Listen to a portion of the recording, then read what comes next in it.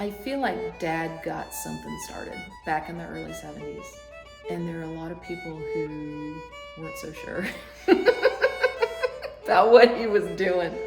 Here we are almost 50 years later, and look at all that he inspired.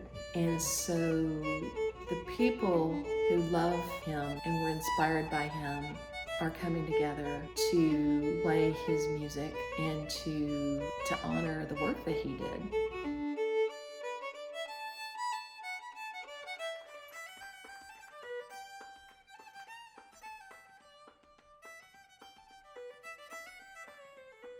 He was writing tunes that were based on what he was doing at the time.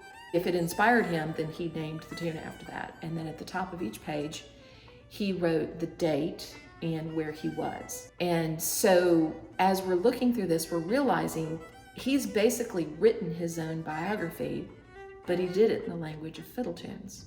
Most of it consists of original compositions for the fiddle, but on a deeper level, what's in there is an account, almost like a musical creative diary of John's explorations of fiddle music and the people that play fiddle music.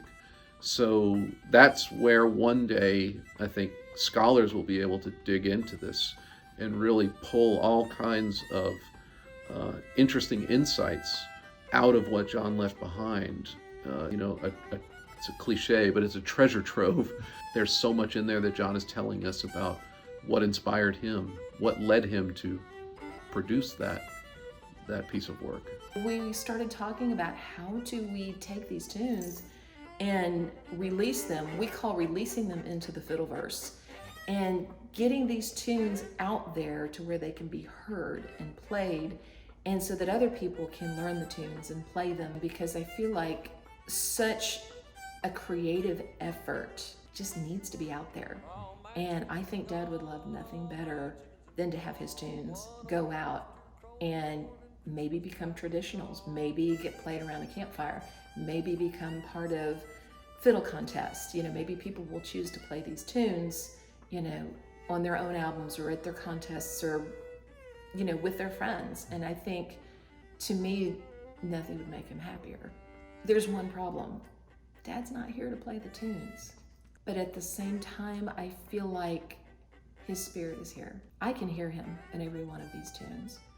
Over the years, we've met a number of musicians who were either friends of Dad's or fellow bandmates, people who had been to his house. Also, a lot of younger musicians who maybe never met him, but were inspired by his music and really, really kind of grab onto what he was about. And we just thought, what better way to honor him?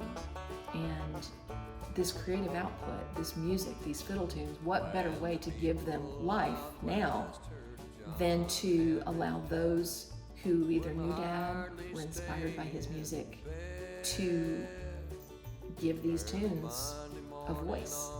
The goal is they get to pick the tunes that speak to them. They're not constrained by what someone else thinks it's supposed to sound like. We want them to use their creative energy and their vision to take what Dad started and breathe life into it.